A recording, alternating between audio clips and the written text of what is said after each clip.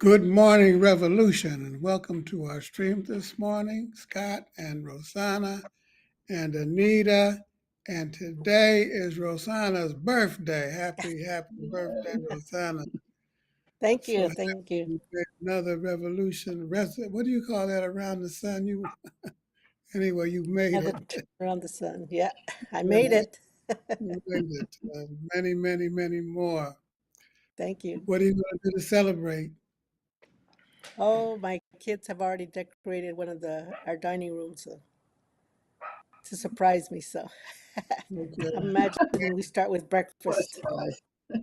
nice. Well, have a good time.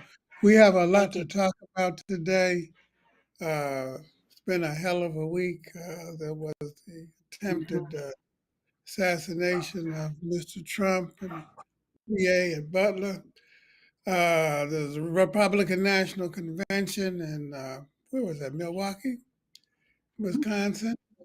A lot of things happened there that were, well, we'll talk about it when we get to it. And then finally, what's ahead? And we have a very happy, pleasant, I don't know what you want to call it, surprise, at least for the right wing. At the end of the show, that might make you smile. Uh, let's get started. Scott, it's been quite a hell of a week. Yeah. The attempt on Trump's life, the GOP convention. Do you think it's going to change the trajectory of the election? I think the trajectory is always changing. Everything. One of the great strengths of Marxism is the dialectical approach, which says that everything is in continuous change, and we can understand how that change works, and we can influence the direction of it. But yeah, things keep getting. Um, seems like everything's coming up fascist for the moment. At least if you read the national news, Trump's assassination attempt, the outpouring of support, the use of that to completely disingenuously like against the claims that the far left is trying to whatever. Um, so, but we also have to remember that. Um, it's the people that decide, right? And looking at that convention, that all those signs calling for mass deportation, that's some scary, that's some terrifying shit. And I think people are responding to that, like in the discussions I have anyway with people. So yeah, things are changing. It's hard to say what direction at the moment. A fundamental change. You're not sure. In other words, you're not so sure. Anita, um, your homie, J.D. Vance, uh, Oh, God. were you surprised at Trump's choice?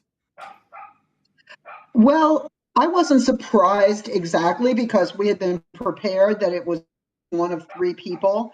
And now that he's chosen him, and his speech really made it clear that um, the Trump campaign is hoping that J.D. Vance will deliver for Trump Wisconsin, Michigan, and Pennsylvania, which are the three states he really needs.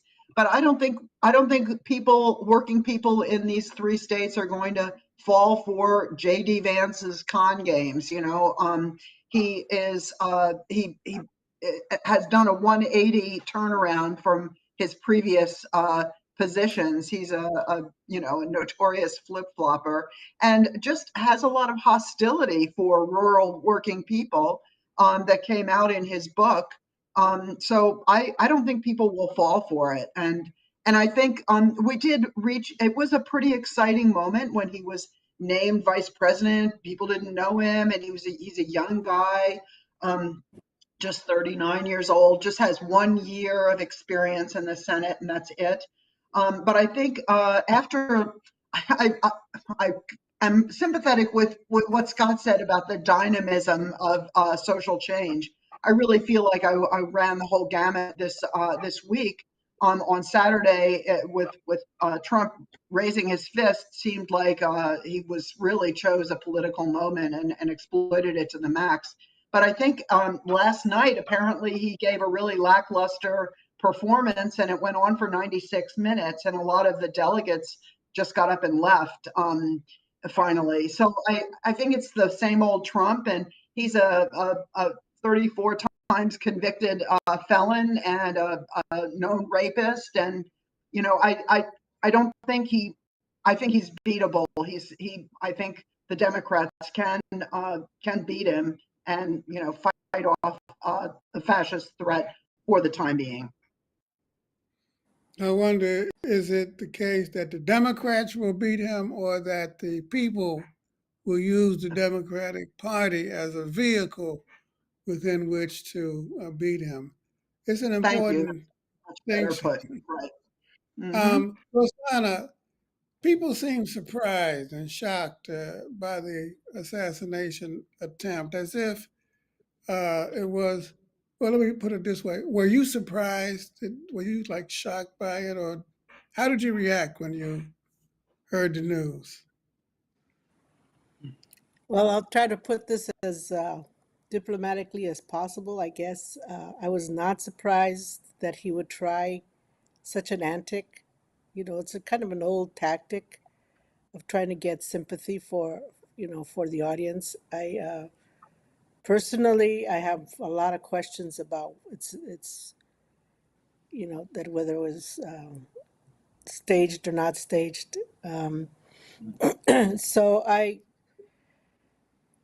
just, I don't know. I just didn't give it much credibility. I just think it was, you know, I, I just, I don't have a full opinion yet. I'm concerned that people will fall for this and, and forget all that he represents and all that he is trying to do.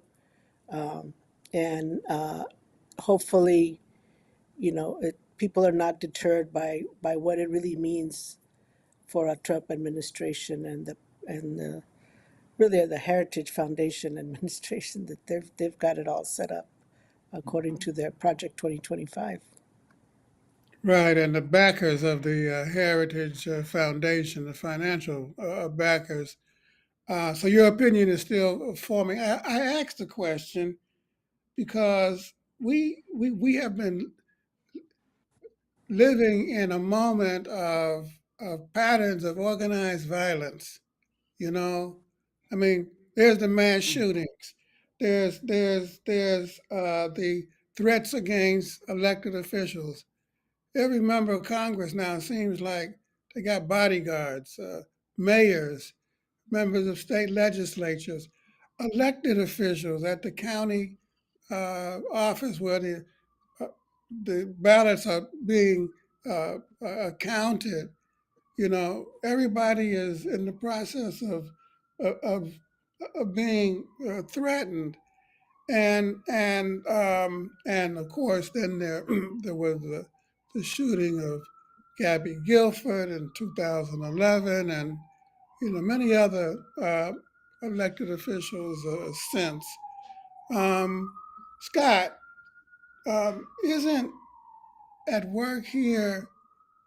It seems like a normalization of of violence that we've somehow gotten used to living in a state of fear. And so now it's like, oh well, it's am I wrong in putting it that way? I'm not sure people have gotten used to it, but they've certainly been sort of forced to get used to it. And we got to be really clear. This is the work of the extreme right. This is the work of the fascist movement. It's the work going back decades of the this push for unrestricted gun rights, the rhetoric of that violence and gun ownership is the only way to defend your freedom. All of these reactionary ideas that equate violence with some sort of political right to some sort of political right. And it's had a really, really horrible influence. And we see that in the increasing number of mass shootings, in the increasingly violent rhetoric that the right wing is using. And it's not just rhetoric. They are planning, like, we have the epidemic of sort of private violence on the one hand, but also, as you mentioned, just state violence on the other. That's under a Trump administration. It's already, unbearable in a lot of communities, and it would get so much worse.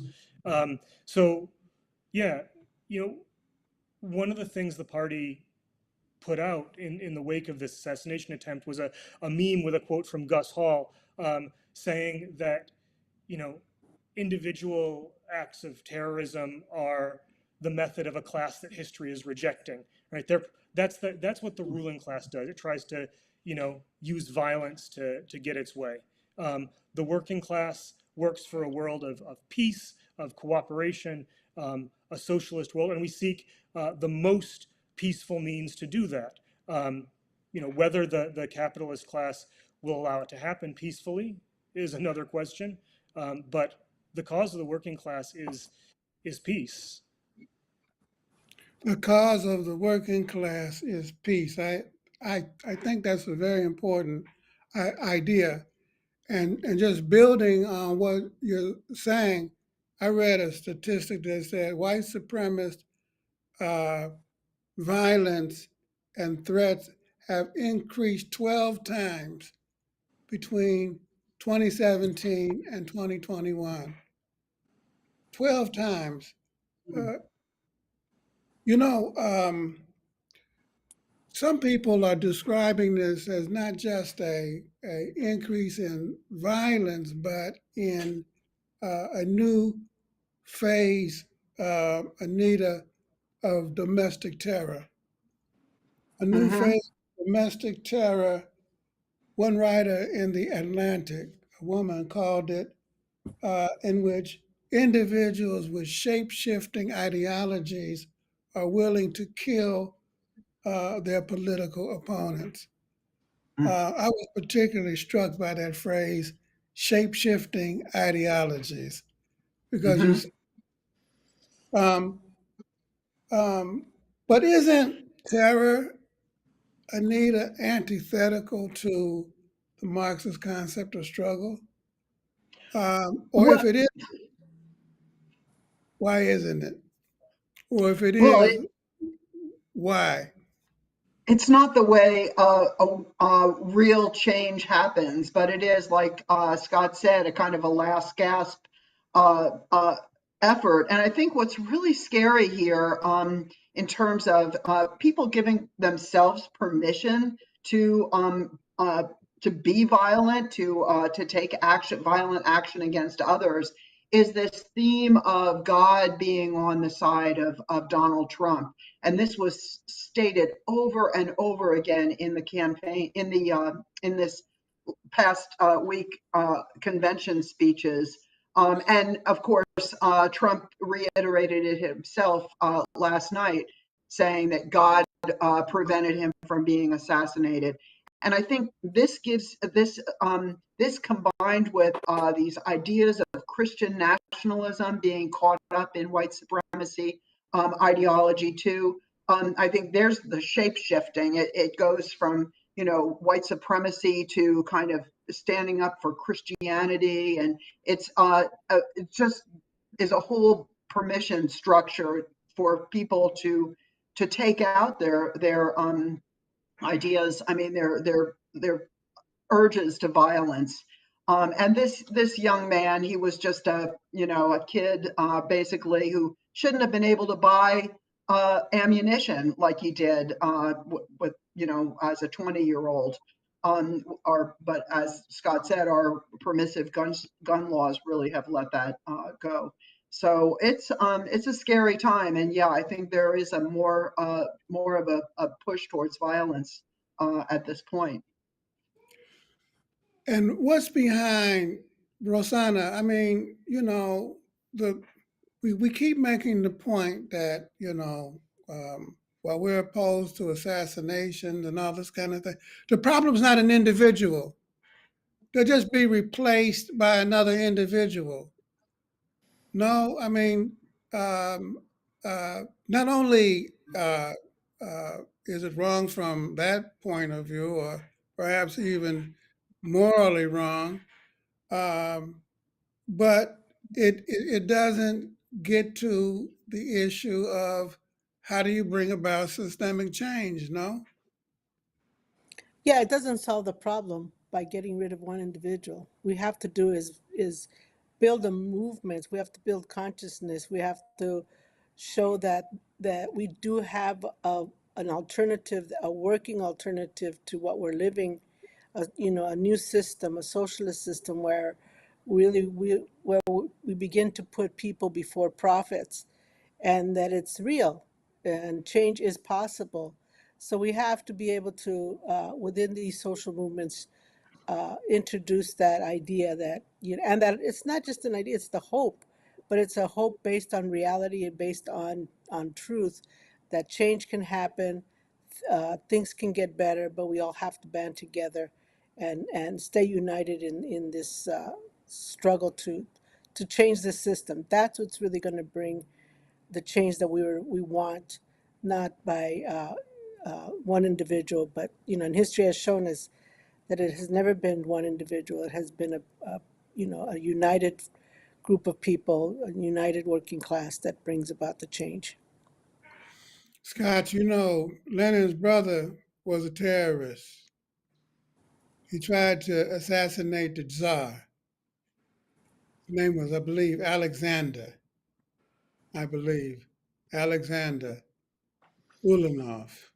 And Lenin loved his brother, you know, but he took strong issue with what he did, and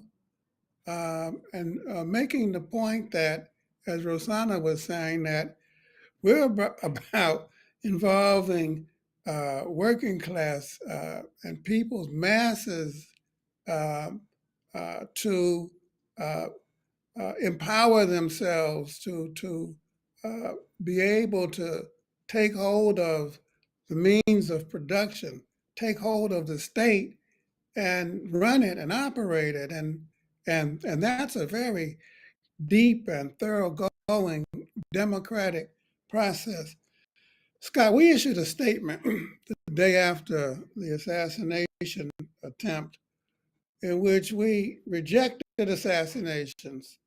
We predicted that there was going to be a deepening of the political crisis. We asked our membership and our friends and comrades to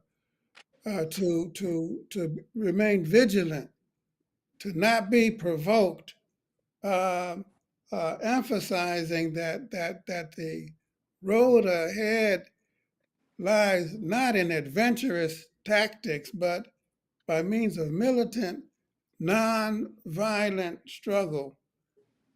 Was that adequate, Scott? Should we have gone further at that time?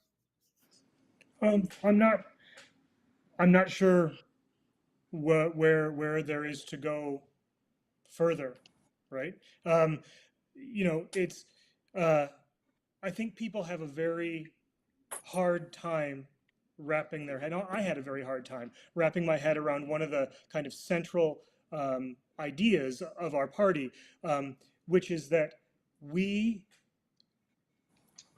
do not understand revolution as necessarily violent. And in fact, we seek the most peaceful route to through socialist revolution that we can find. A revolution is an act of force, which is not necessarily an act of violence.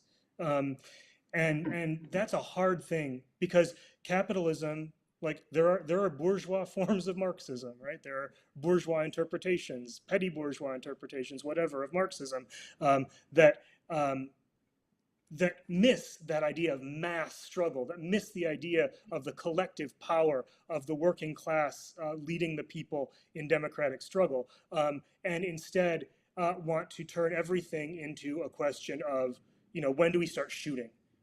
Because capitalism trains people to see power as necessarily a violent thing that has to be, um, you know, imposed. And yes, occasionally revolutions have required violence, and you know, in national liberation struggles, um, has happened in and in revolutionary struggles has happened in Vietnam and Cuba, um, uh, elsewhere. You know, we support the right of oppressed people to struggle for their liberation, including by force of arms, if that is what the the mass movement requires. But acts of individual terrorism, taking it upon oneself to pick up a gun, no, I don't think the statement. Um, I don't think there was anywhere further to go. Except I thought that the follow up meme with the quote from Gus was really terrific. Anita, Scott says that there are non-violent examples of force. And then he goes on to say that occasionally violence is used. But some of the critics online say, well, give me an example where there hasn't been a violent revolution. Do you have any, Anita? Well, I'm very bad at thinking of examples off the top of my head, but what you asked reminds me of what we say in our program, CPUSA program, The Road to Socialism, that we have to make it so it's impossible for the ruling class to gain power again, militarily or economically or any way. Just to have such a strong and united working class that's so clear in what it knows needs to be done for humanity, for human needs, that it will make it impossible for the ruling class to continue. And I can imagine that being a non-violent, forceful revolution, socialist revolution. And there's so much uncertainty about how the road to socialism is going to turn out in each place, especially in the United States, where we have quite some time to go, I think, to really unite the working class and to gain that autonomy that will carry us to that point where we can force the ruling class to stand down. But I can't imagine it being completely non. Well, I don't know. I'm not going to make any prediction about how it's going to go. I remember there was a wonderful movie about the French Revolution, the Night of Varennes, that where a postal worker arrests the king, and people remarked how quickly things can turn around and the lowest can be again on top. So I think, well, it's just impossible to predict how these processes are going to play out in the real world. But I foresee, I don't think it has to be a violent revolution. I think our technology is such that we can't get a gun and expect to win against the forces of repression right now in our society as it is. We have to be strategic and keep working on uniting the working class. I think that the point that Scott makes about our intent is the most important one. We favor a peaceful transition to socialism.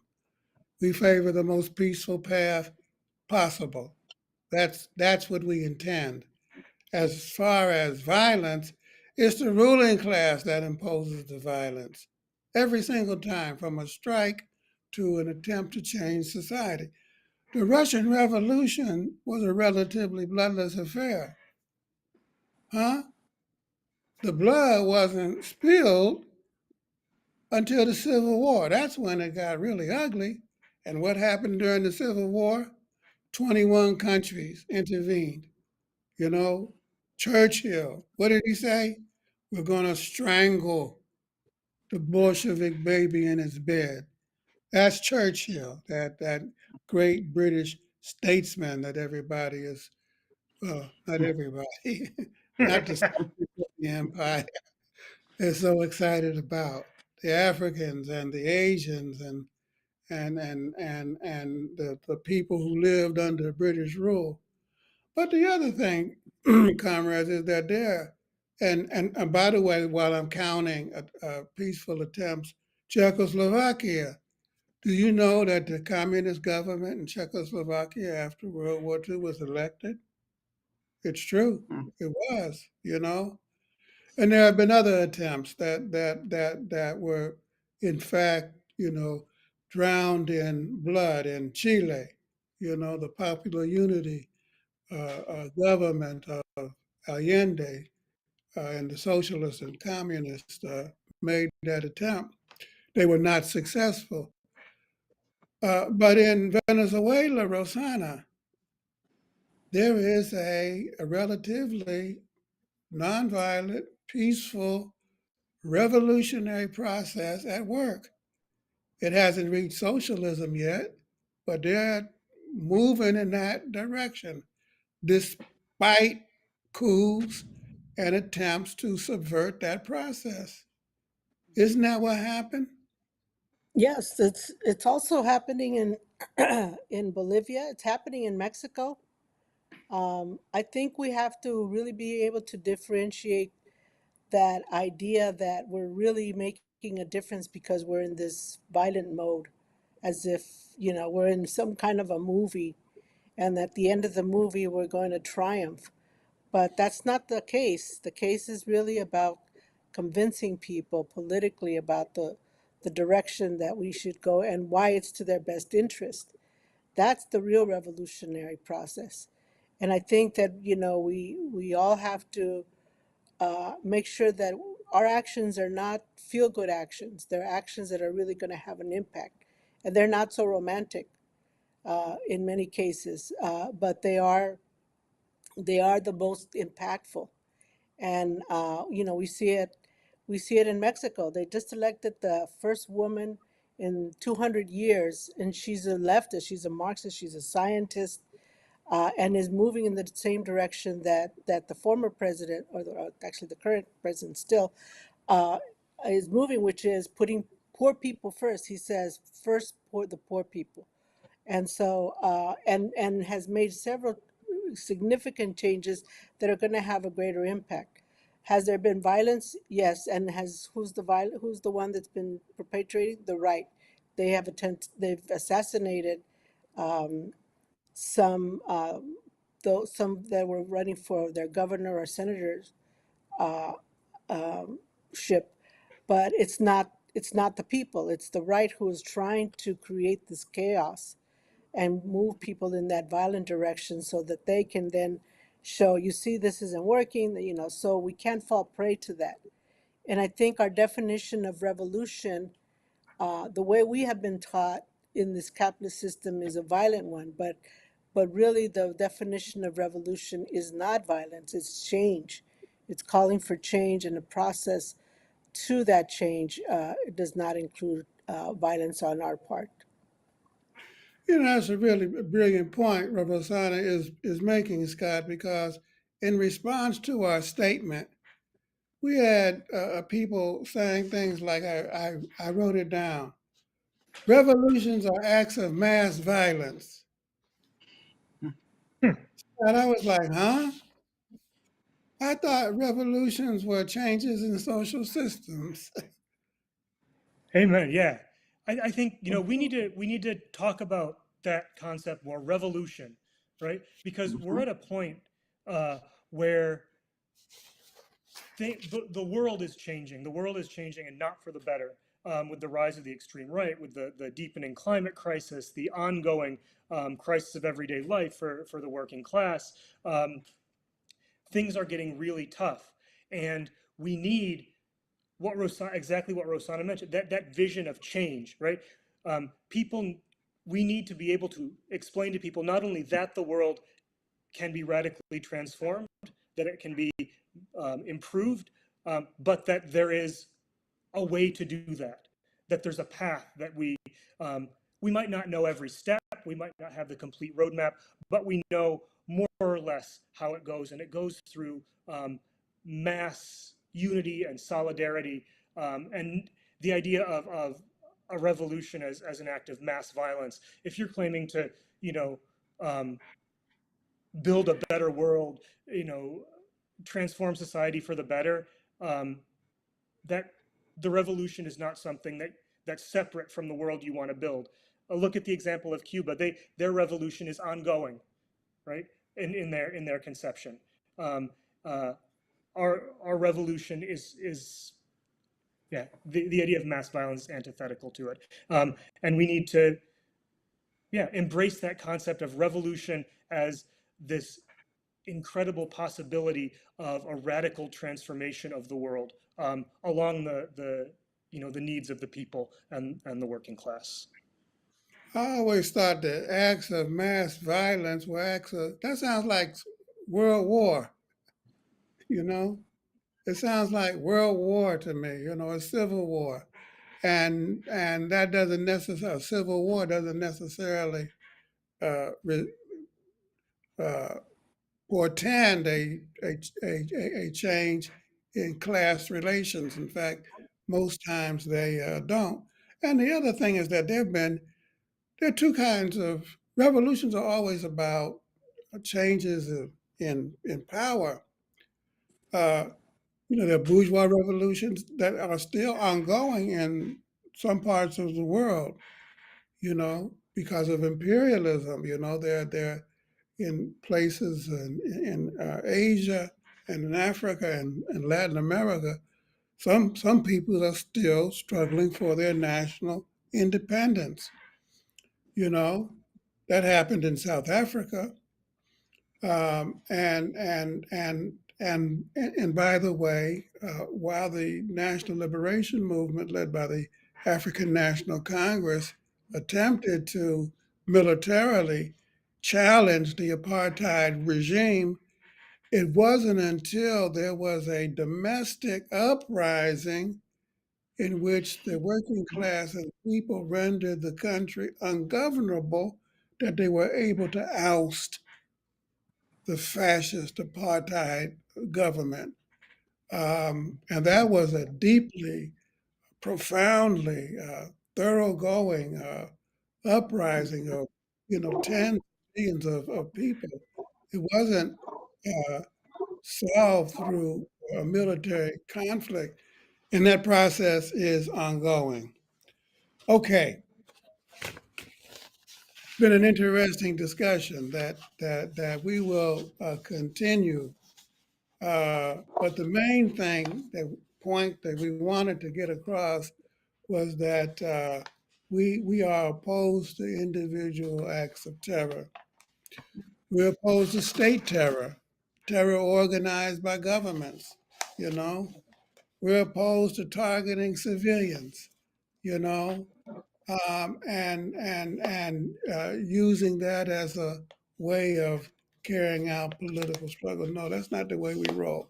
Never has been. Going all the way back to the time of Lenin through today.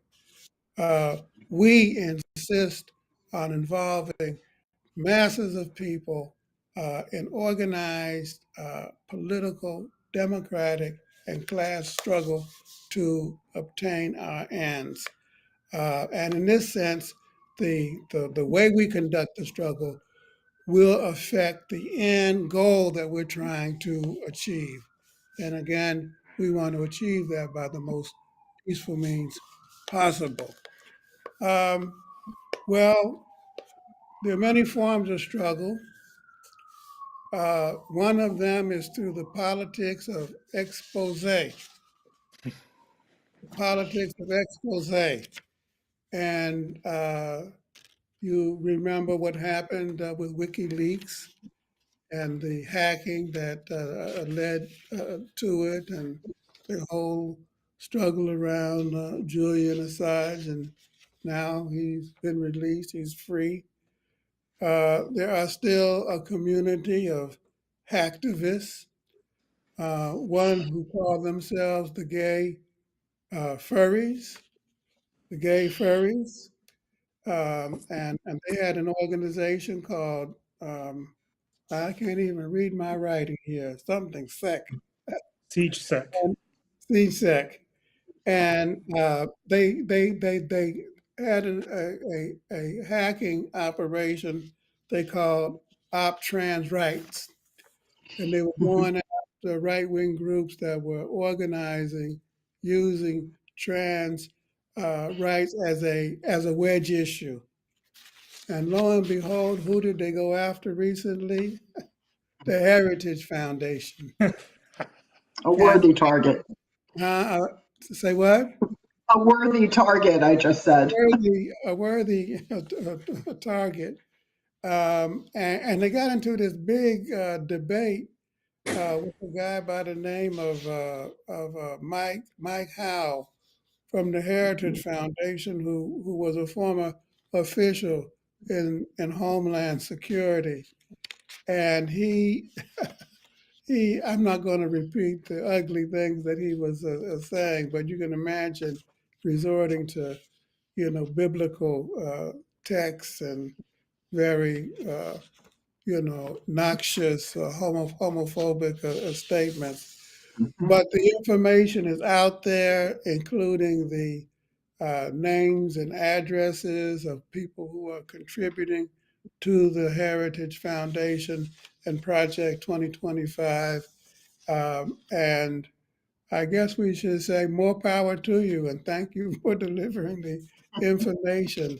And they say that this was their last act, that they are now disbanding. But some of the columnists who wrote about it suggested that Mr. Howe might want to change his password in the future because you never know what might happen. Well, Yeah, fascism Comrade Frank, 2025 is not a secure what password anymore. do you say? I said fascism 2025 is not a secure password anymore. You got to change it. You got to change it. Don't try How to 666 either. Anyway, comrades, friends, thank you very much for being with us this morning. Until next week, stay strong, stay safe, and stay in the fight. And don't be provoked. Really important.